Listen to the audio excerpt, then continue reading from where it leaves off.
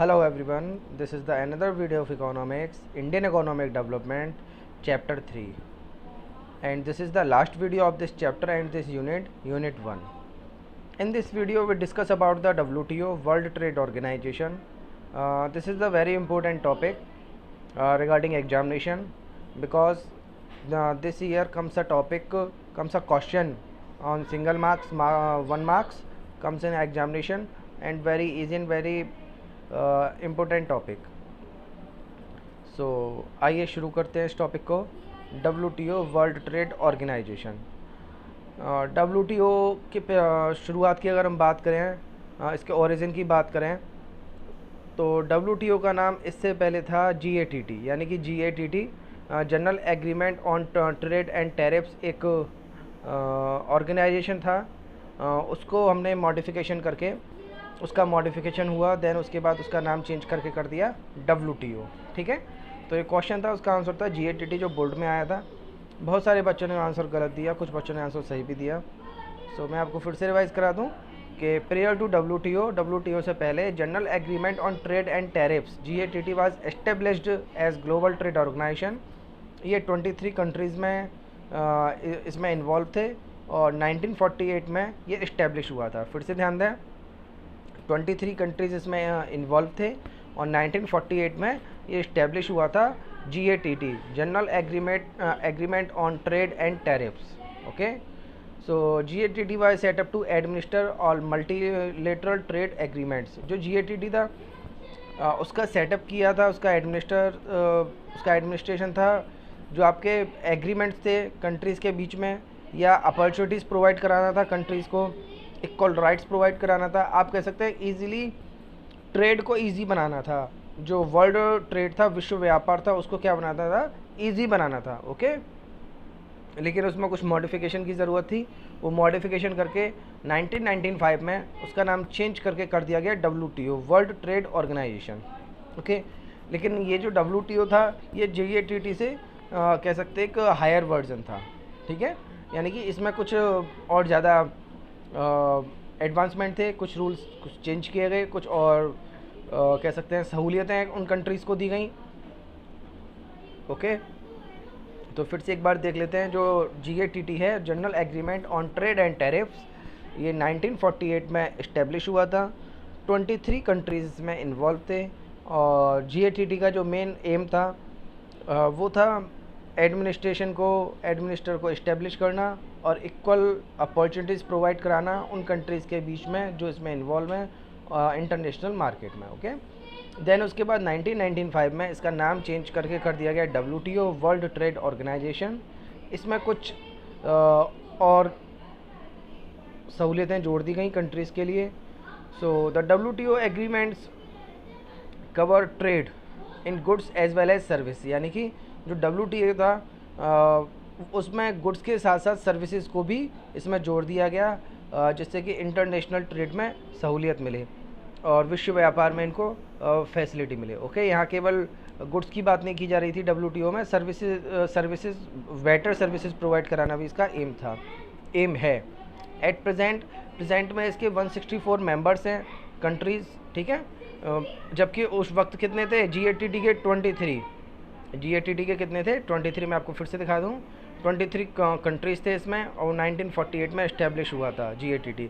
लेकिन WTO में कितने मेंबर्स हैं 164. इसका दायरा बहुत बड़ा है. तो प्रेजेंट में जो आपका WTO है उसमें 164 मेंबर्स हैं और मेंबर्स जो है उन सबको इक्वल राइट्स प्रोवाइड किए गए हैं और उनको इसके रूल्स फॉलो करने हैं. ठीक है, किसके WTO के.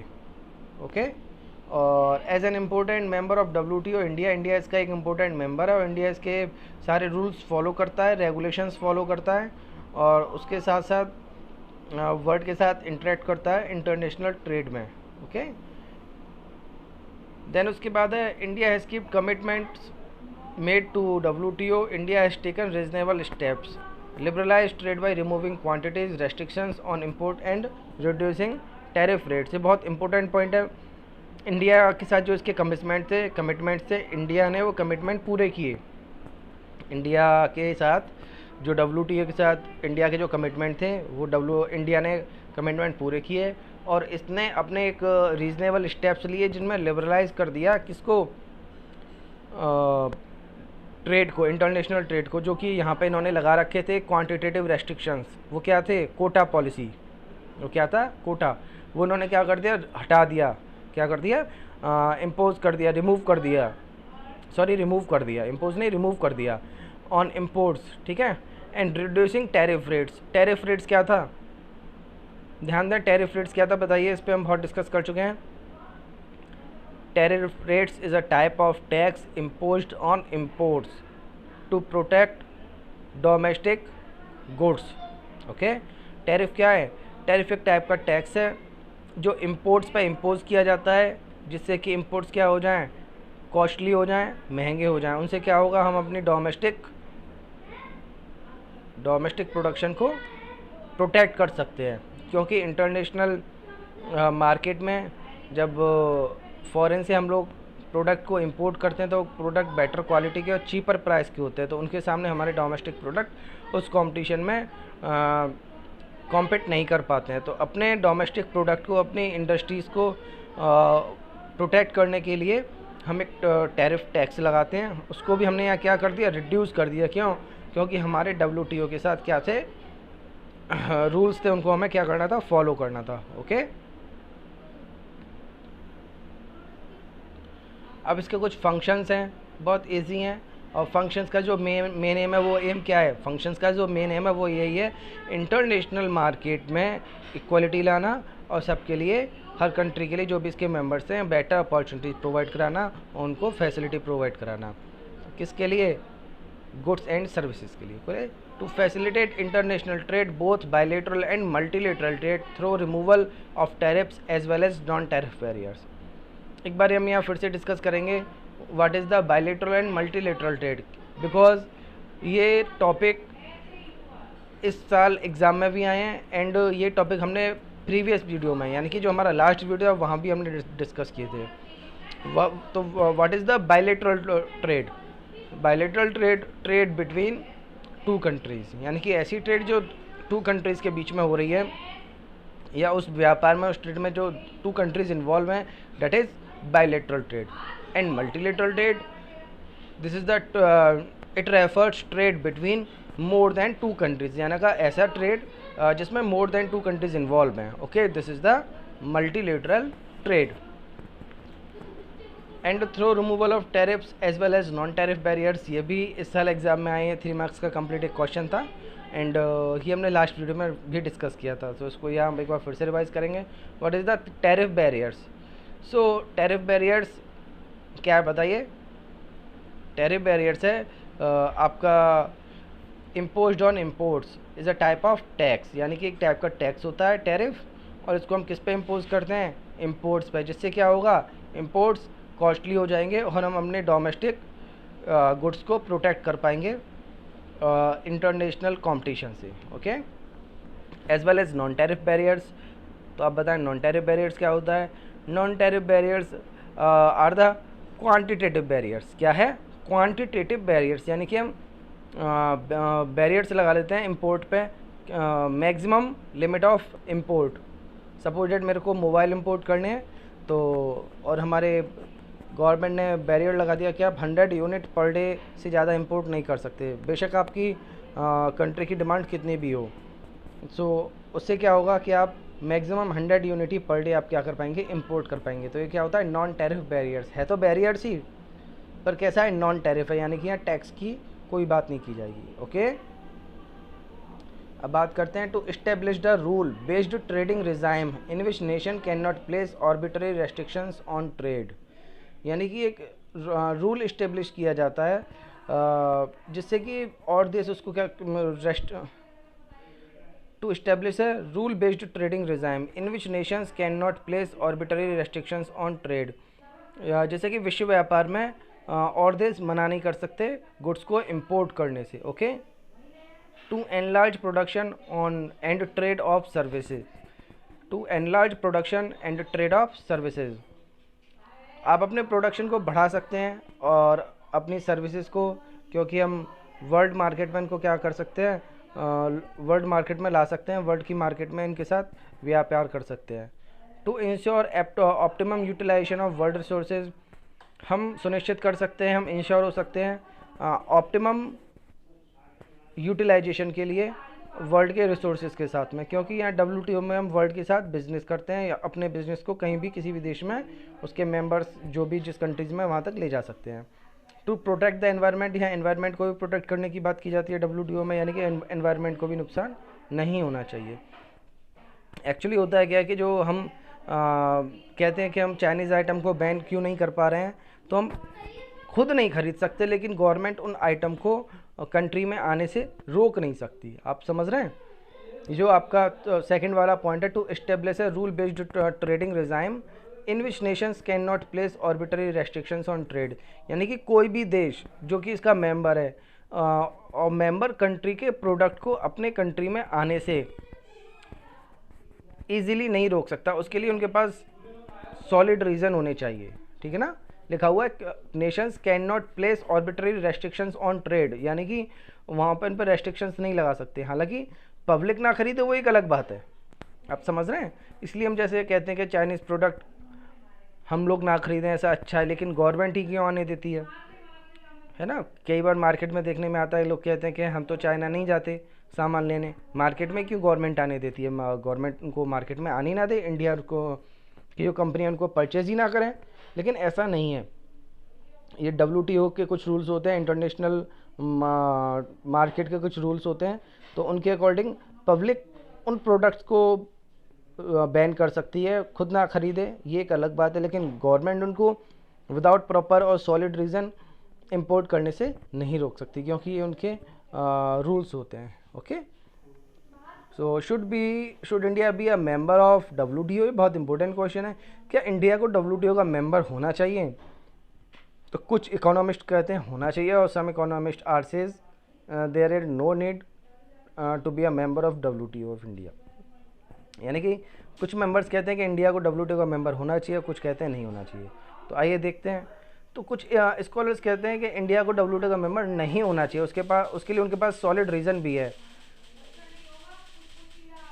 सम scholars are of the view that there is no use for a developing country like India to be a member of WTO। ध्यान से समझिए, some scholars are of the view that there is no use for a developing country like India to be a member of WTO, यानी कि जो developing countries हैं, ध्यान से समझिए, जो डेवलपिंग कंट्रीज़ हैं उनको WTO का मेंबर होने की कोई ज़रूरत नहीं। इसका सॉलिड रीज़न भी है, ध्यान से समझना, इसका सॉलिड रीज़न भी है कि डेवलपिंग कंट्रीज़ को WTO का मेंबर होने की ज़रूरत क्यों नहीं है, क्योंकि जो मेजर वॉल्यूम है वो इंटरनेशनल ट्रेड में वो डेवलप्ड नेशन का है। आप समझ रहे हैं, जो मेजर वॉल्यूम है, जो कह सकते हैं जो मेजॉरिटी है बिजनेस पे, जो बिजनेस कंट्रोल है वो किसके हाथ में है? डेवलप्ड कंट्रीज़ के हाथ में, ना कि डेवलपिंग कंट्रीज़ के हाथ में, क्योंकि इंडिया डेवलपिंग कंट्रीज़ है। Developing countries are being treated as they are forced to open their markets, यानी कि डेवलपिंग कंट्रीज़ को फोर्स किया जाता है कि आप अपने मार्केट को ओपन कीजिए इंटरनेशनल ट्रेड के लिए। इससे क्या होता है कि जो डेवलप्ड नेशन है, जो विकसित देश हैं, वो अपने प्रोडक्ट डेवलपिंग कंट्रीज़ में, जैसे इंडिया में क्या कह सकते हैं, अमेरिका और चाइना जैसे डेवलप्ड नेशन डेवलपिंग कंट्री जैसे इंडिया में, इंडिया की मार्केट में अपने प्रोडक्ट्स को क्या करते हैं, उनके साथ डील करते हैं। और होता क्या है, इसका रिजल्ट ये होता है कि डेवलपिंग कंट्रीज़ हमेशा स्ट्रगल करते रहते हैं, और डेवलप्ड नेशन जैसे कि अमेरिका और चाइना जैसे देश उन कंट्रीज़ में आके अपने प्रोडक्ट से मार्केट को भर देते हैं, और उनके डोमेस्टिक प्रोडक्ट मार्केट से बाहर हो जाते हैं। क्यों?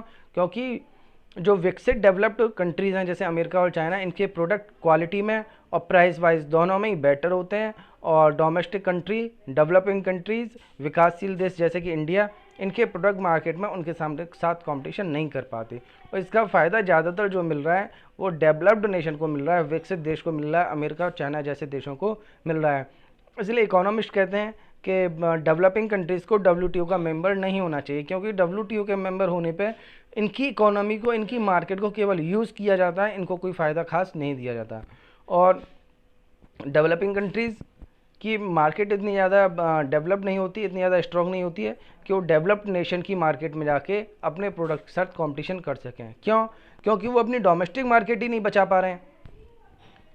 ठीक है ना। डेवलप्ड नेशंस से डेवलपिंग कंट्रीज अपनी डोमेस्टिक मार्केट को ही प्रोटेक्ट नहीं कर पा रहे हैं, तो वो डेवलप्ड नेशन में जाके कंपटीशन कैसे करेंगे, आप समझ रहे हैं। हालांकि डब्ल्यूटीओ में ऐसी कोई रोकथाम नहीं है, ऐसे कोई बैरियर्स नहीं कि आप डेवलप्ड कंट्रीज़ में जाके कंपटीशन नहीं कर सकते या अपने प्रोडक्ट्स के साथ डील नहीं कर सकते, आप कर सकते हैं, लेकिन बट आप करेंगे कैसे, क्योंकि आप अपनी घरेलू अपनी डोमेस्टिक मार्केट ही नहीं बचा पा रहे हैं। इसलिए इकोनॉमिस्ट कहते हैं कि डेवलपिंग कंट्रीज़ को डब्ल्यूटीओ का मेंबर नहीं होना चाहिए, क्योंकि यहाँ जो बेनिफिट्स हैं वो डेवलप्ड नेशंस के हाथ को ज़्यादा जाते हैं, डेवलपिंग कंट्रीज़ को बेनिफिट्स कम जाते हैं। अब आप प्रेजेंट की बात को देख लीजिए, प्रेजेंट की सिचुएशन को आप देख सकते हैं कि अभी बहुत सारे कंट्रीज़, बहुत सारे मतलब कई सारे कंट्रीज़ चाइना से अपने बिज़नेस को टेक ऑफ कर रहे हैं, वहाँ से अपने बिज़नेस को हटा रहे हैं, और वो क्या चाह रहे हैं कि अपनी मैन्युफैक्चरिंग यूनिट कहाँ लगाएं, ऐसे देशों में लगाएं, ऐसे कंट्रीज़ में लगाएं जहाँ की वेज रेट कम हो। आप समझ रहे हैं, चाइना की वेज रेट कम है, एक तरीके से देखा जाए तो इंडिया से भी वेज रेट कम है, तो इसलिए वहाँ पे मैन्युफैक्चरिंग अच्छी हो जाती है, क्योंकि वहाँ कॉस्ट कम आती है। अब वो कंट्रीज़ देख रहे हैं कि हम लोग, चाइना ने एक तरीके से मार्केट कैप्चर किया हुआ है और मोनोपोली बनाई हुई है, तो उनकी मोनोपोली को ब्रेक करने के लिए वो कंट्रीज़ अपनी फैक्ट्रीज़ को ऐसे कंट्री में इस्टेब्लिश करना चाह रहे हैं जहाँ की वेज रेट कम हो, डेवलपिंग कंट्रीज़ हों।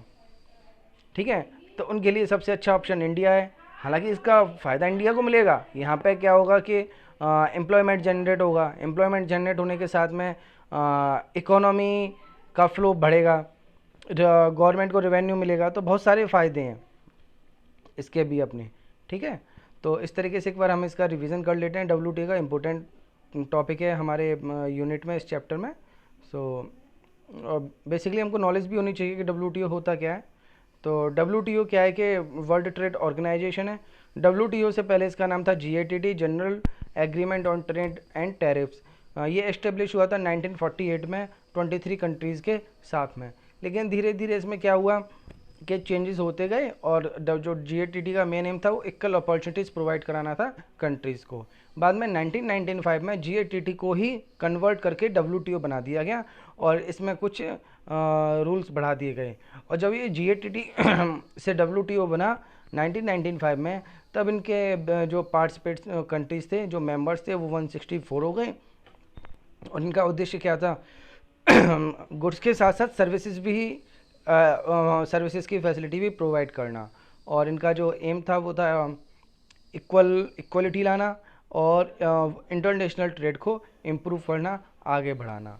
ठीक है, सो इंडिया शुरू से इसका मेंबर था डब्ल्यूटीओ का, और इंडिया ने इसके सारे रूल्स फॉलो किए, और इसी के अकॉर्डिंग इंडिया ने अपनी जो क्वांटिटेटिव रेस्ट्रिक्शंस थे, कोटा पॉलिसी, उसको रिमूव किया, और जो हमारे इंपोर्ट्स पे जो हम टैरिफ लगाते थे उसको कम भी किया। ध्यान दें, डब्ल्यूटीओ के एग्रीमेंट के थ्रू इंडिया ने अपने क्वांटिटेटिव रेस्ट्रिक्शंस यानी कि कोटा पॉलिसी को रिमूव किया, और जो हम टैरिफ लगा रखा था हमने इंपोर्ट्स पे, उसको क्या किया, रिड्यूस किया, कम किया। उसके बाद इसके कुछ फंक्शंस हैं, बायलैटरल ट्रेड और मल्टीलैटरल ट्रेड में ही वर्क करता है, और हम रिमूव करते हैं टैरिफ को। इसके जो फंक्शंस में है वो टैरिफ को रिमूव करना है, और नॉन टैरिफ बैरियर्स को भी रिमूव करना है ना। और इसका जो है ये सेकंड वाला पॉइंट इंपॉर्टेंट है, to establish a rule based trading regime in which nation can not place arbitrary restrictions on trade. कोई भी सदस्य देश, इसका कोई भी इसका मेंबर बिना किसी सॉलिड और प्रॉपर रीज़न के किसी भी कंट्री से इंपोर्ट को मना नहीं कर सकता। ठीक है, इसका जो थर्ड पॉइंट है, enlarge production and trade of service. Production को बढ़ाना है सर्विसेज के साथ में, क्योंकि इसमें केवल जीएटीटी में केवल गुड्स इंक्लूड थे, यहाँ पर सर्विसेज भी इंक्लूड हैं डब्ल्यूटीओ में। और जो वर्ल्ड के रिसोर्सेज हैं उनका ऑप्टिमम यूटिलाइजेशन है, और जो है इन्वायरमेंट को भी प्रोटेक्ट करना इसका ऑब्जेक्ट है। और should be India B a member of WTO, क्या इंडिया को डब्ल्यूटीओ का मेंबर होना चाहिए, इसको हम अभी डिस्कस कर चुके हैं। फिर से बता दें, डेवलपिंग कंट्रीज़ के लिए डब्ल्यूटीओ का मेंबर होने से कोई बहुत ज़्यादा बेनिफिट नहीं है, क्योंकि जो बिज़नेस का वेटेज है वो डेवलप्ड नेशंस के हो जाता है, क्योंकि डेवलपिंग कंट्रीज़ की मार्केट में डेवलप्ड कंट्रीज़, ध्यान से सुनना, डेवलपिंग कंट्रीज़ की मार्केट में डेवलप्ड कंट्रीज़ आके अपने गुड्स एंड सर्विसेज को सेल आउट करते हैं, उनके साथ बिजनेस करते हैं। और डेवलपिंग कंट्रीज़ डेवलप्ड कंट्रीज़ की मार्केट में जाके अपने गुड्स एंड सर्विसेज के साथ वहाँ कंपटीशन नहीं दे पाते, क्योंकि वो अपने कह सकते हैं कि अपने घर में ही, अपने डोमेस्टिक कंट्री में ही अपने गुड्स एंड सर्विस को उनसे प्रोटेक्ट नहीं कर पाते हैं। इसलिए इसका बहुत ज़्यादा फ़ायदा डेवलपिंग कंट्रीज़ को नहीं मिलता है। ठीक है, तो इस वीडियो में बस इतना ही। इस टॉपिक को आप इस नोट्स प्रिपेयर कर सकते हैं खुद से वीडियो की हेल्प से। अगर आपके कुछ क्वेश्चंस हैं, क्वेरीज हैं, तो मेरे साथ डिस्कस कर सकते हैं। और अब मैं आपको प्रोवाइड कराऊंगा क्वेश्चंस की सीरीज़, जिसमें आपको 1 मार्क्स एंड यानी कि very short question and long question आपको मिलेंगे। वो आपका हॉलीडे होमवर्क होगा। Okay, and you have to need to solve the questions and carefully do the holiday homework. And ज़रूरत है आपको घर पर रहने की, सुरक्षित रहने की, और अपनी हेल्थ पे फोकस करने की, और इधर उधर की बातों पे ध्यान ना देते हुए आप लोग अपना हॉलीडे होमवर्क पे ध्यान देंगे और घर पे रहेंगे, अगेन सुरक्षित रहेंगे। ओके, सो जब भी आपको कोई प्रॉब्लम फील होती है तो आप मेरे से फ्रीली पूछ सकते हैं, और कोई प्रॉब्लम नहीं है, कोई भी चीज़ आप हमारे साथ डिस्कस कर सकते हैं टीचर्स के साथ में। और मिलते हैं फिर, और अब हम आपको प्रोवाइड करेंगे क्वेश्चंस की सीरीज़। Okay, good bye.